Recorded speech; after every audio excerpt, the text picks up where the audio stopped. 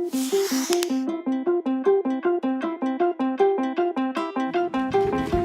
안녕하세요. 반갑습니다. 고려대학교 김승섭입니다. 기억 나시나요? 2014년 4월 16일 이렇게 되게 무력감을 느끼게 하고 우리 마음을 되게 아프게 했던 일인데, 그리고 어찌되었건 한국 사회에서 살아남은 기성세대 중에 한 명으로서 느끼는 미안함, 이런 것들이 있었고요. 그러다가 어느 날 이제 1년 전쯤인가요? 그 세월호 특조위에서 생존 학생에 대한 연구를 할 사람을 모집한다는 거예요. 뭐 중요한 연구인 게 분명하고 하면 좋을 텐데, 그때만 해도 세월호 연구를 한다고 하는 건 조금 특별한 용기를 필요로 했었어요. 여러분이 아시는 이유로. 가능하면은 나 아닌 다른 사람이 하면 좋겠다, 이런 생각을 조금 했었고요. 그러면서 혹시 모르니까 기존에 진행된 연구들을 찾아본 거예요. 삼풍백화점 연구, 대구 지하철 참사의 연구. 근데 참 무서웠던 게, 그런 기존의 재난들에서 너무 알려져 있는 게 없는 거예요. 무엇보다도 그 참사를 겪었던 당사자들, 고통을 온전히 껴안았던 당사자들의 목소리가 남아있는 게 없는 거예요. 이렇게 기록하지 못해서, 기억하지 못해서 또 이런 게 왔던 걸까? 그럼 해야 될 수 있겠구나 라고 연구를 시작했습니다. 그렇게 해서 세월호 참사에서 친구들을 잃었던 생존학생, 배에 탔었던 학생들 20여 명을 만났고, 그분들의 가족들 20여 분을 만나서 인터뷰를 했어요. 그 세월호 연구를 하다 보면은 한국 사회의 민낯을 보게 돼요. 그러니까 뭐 의료 문제만이 아니라, 정신건강 문제만이 아니라 사회 곳곳에서 한국 사회가 이만큼의 실력을 갖고 있었구나, 우리가 이거밖에 안 됐었나, 학교에서, 병원에서, 언론에서. 그래서 저한테 시간이 주어진다고 들었을 때 어떤 얘기를 하는 게 좋을까, 너무나 많은 얘기가 있는데 너무 귀한 자리라고 생각이 들어서 그 중에서 정신건강과 닿아 있는 두 가지를 뽑아봤어요. 그 얘기를 오늘 드리도록 할게요. 제 질문은 두 가지예요. 되게 단순해 보이고 명확한데, 첫 번째 질문은 세월호 참사에서 재난 피해자는 누구일까? 너무 당연한 질문 같나요? 또 하나는, 국가는 재난 피해자에게 어떤 질병에 대해 언제까지 치료를 제공하는 게 맞는가? 첫 번째 질문부터 다뤄보도록 할게요. 세월호 특별법입니다. 특별법에 보면은 다음과 같은 문항들이 있어요. 피해자란 희생자의 배우자, 직계, 존비속, 형제자매. 세월호에 타서 사망했던 사람들과 거기에 타서 생존했던 살아남은 사람들의 가족들을 얘기하는 거죠.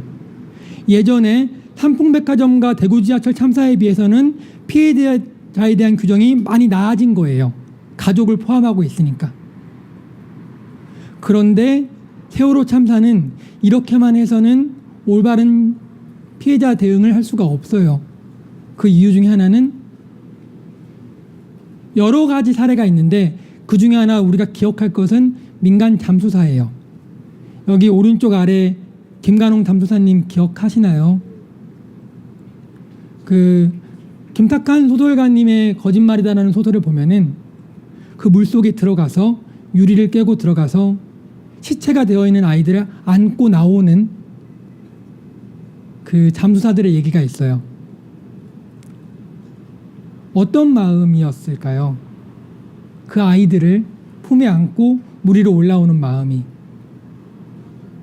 옆에 계신 분은 사진 잘 모르시겠죠? 이렇게 공영우 잠수사님이신데, 혹시 이광욱이라고 하는 잠수사님께서 잠수하셨다가 사망하셨는데, 그걸 이유로 민간 잠수사들의 대표격에 해당하는 분을 고소했던 사건 기억하세요? 고소를 했어요. 그 고소를 당했던 분이세요. 올해 초에 무죄 판결이 났는데요. 이분들의 얘기를 좀 기억할 필요가 있는 게, 이분들은 특별법상 피해자로 구분이 되지 않아요. 그리고 한 걸음 더 나아가서 이분들은 자신의 생계를 뒤로하고 나와 관계없는 사람들을 위해서 구하러 갔었다는 이유로 결과적으로 보면 국가가 처벌을 한 셈이 돼요. 고소를 했으니까요. 이런 게 얼마나 무서운 거냐면요. 우리는 매일매일 서로를 가르쳐요.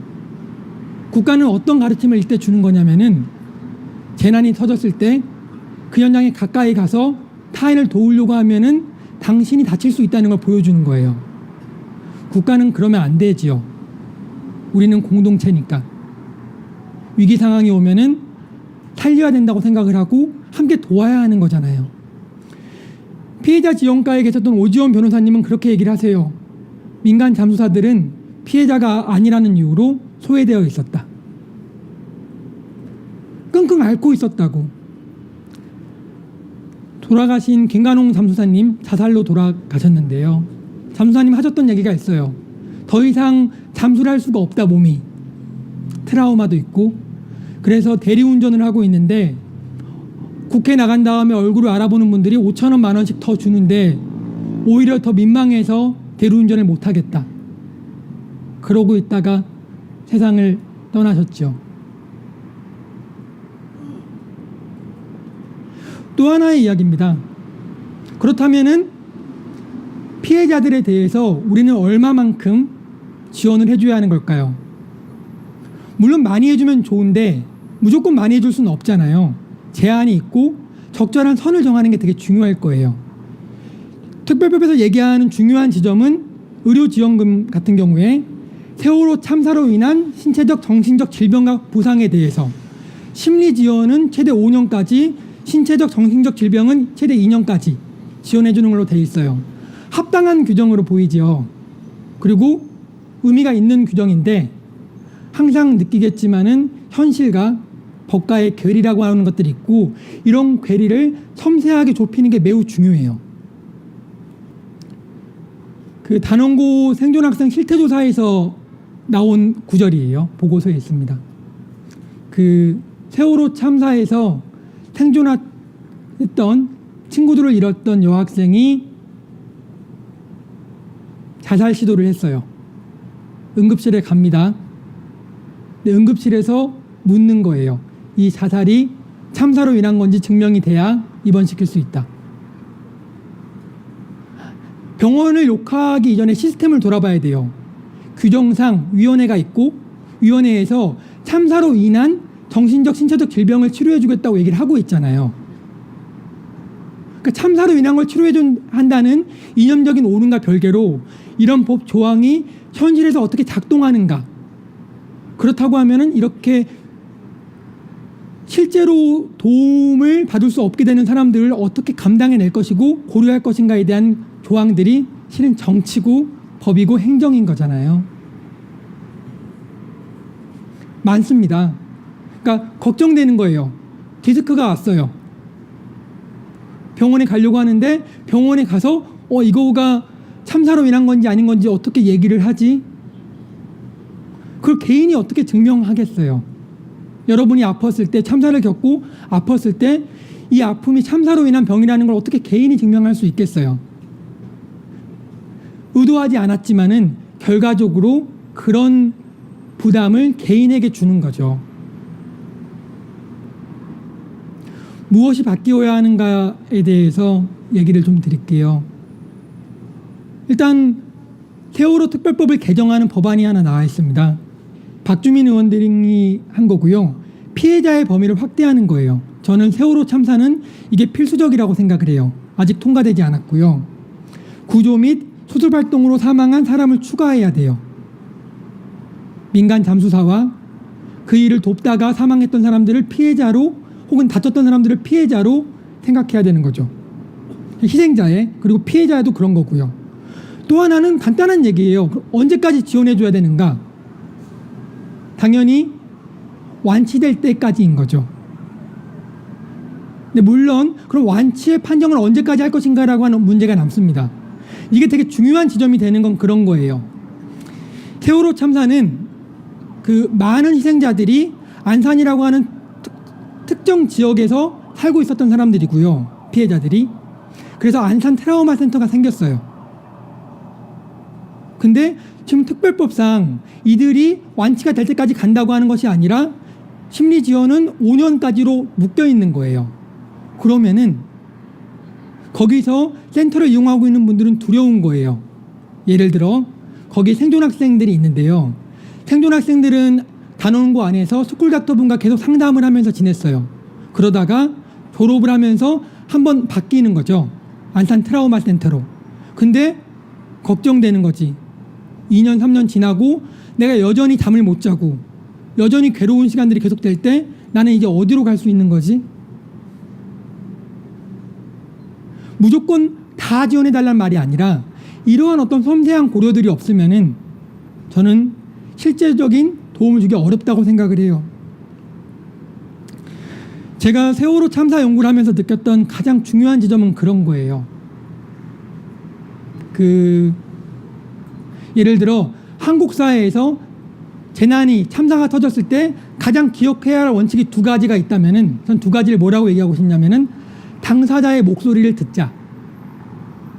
그러니까 피해자를 지원해주는 사람의 의견이 아니라 그 지원을 받고 있는 고통을 겪고 있는 사람들의 목소리가 반영이 되도록 해야 된다. 첫 번째. 또 하나는 여기 계신 훌륭한 정신과 선생님들 참 많으신데 훨씬 잘 아시겠지만 트라우마라고 하는 거, 참사라고 하는 건 자기 삶에 대한 컨트롤을 완전히 잃어버리는 거예요. 그래서 내 주변 환경이 안정돼서 신뢰하기가 되게 어려워요. 장기적인 관계가 필요해요. 폐렴에 항생제를 투여한다고 낫는 것처럼 트라우마를 겪은 환자들이 며칠 동안, 몇 주 동안 프로그램을 한다고 좋아지지 않아요. 오랫동안 관계를 맺고 당사자의 목소리를 들으면서 서서히 치유하고 치료해 나가야 되거든요. 근데 우리 사회가 모든 면에서 빨리빨리를 주장하다 보니까 트라우마조차도 그렇게 대하는 경향들이 있어요. 그렇다고 하면은 아까 얘기 드렸던 어떤 의료 항목을 언제까지 지원해줘야 하는가를 결정할 때도 1차적인 원칙은 필요하겠죠. 첫 2년 동안은 어떤 인간성에 대한 부담 없이 이 질병이, 이 고통이 참사로 일하는 거라는 걸 증명하는 부담을 개인에게 넘기지 말고 진료를 하도록 해주고, 그리고 그 다음에 계속 아픔이 있다고 하면은 이것을 치료를 해줄 것인가 말 것인가 국가가 그런 걸 판단을 해야 되는데 여기서부터는 유연해야 돼요. 300명의 사람이 죽었으면은 그런 얘기 하잖아요. 300명이 죽은 하나의 사건이 아니라 300개의 다른 사건이 있는 거란 얘기를 하잖아요. 개개인의 고통은 비교 가능한 것도 아니고 함부로 수치하기도 되게 어렵거든요. 각자의 살아온 역사와 경험과 상태와 조건이 다르니까요.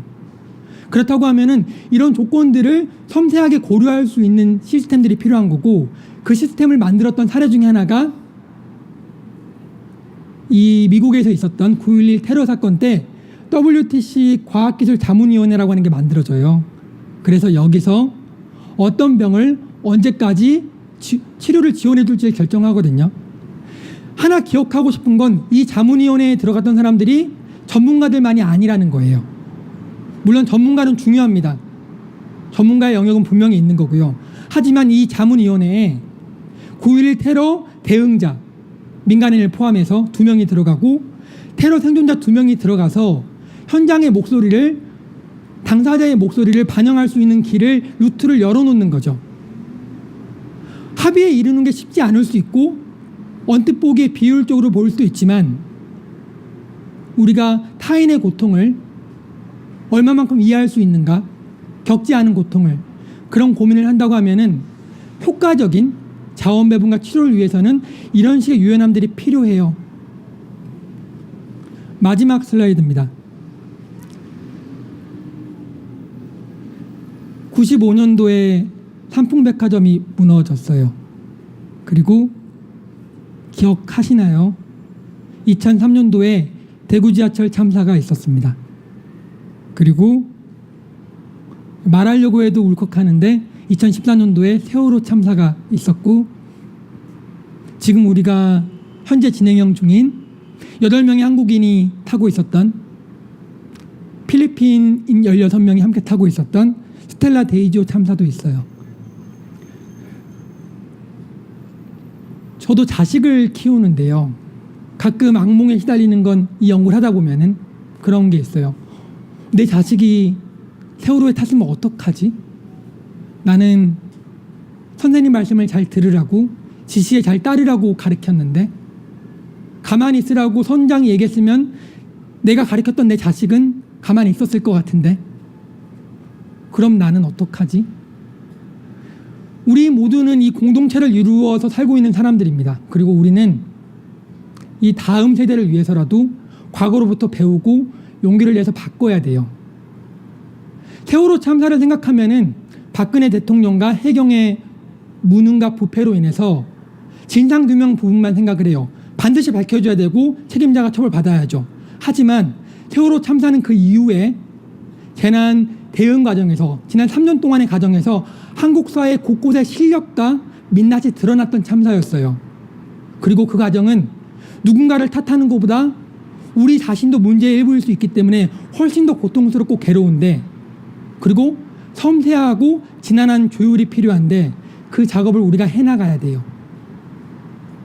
먼 훗날 어느 시점에 세월호 참사를 얘기하면서 이 시기가, 이 참사가, 이 고통이 삼풍백화점과 대구 지하철과는 달랐었다고 말할 수 있는 날이 오면 좋겠고, 다 같이 그런 과정에서 힘 닿는 만큼 함께하면 좋겠습니다. 감사합니다.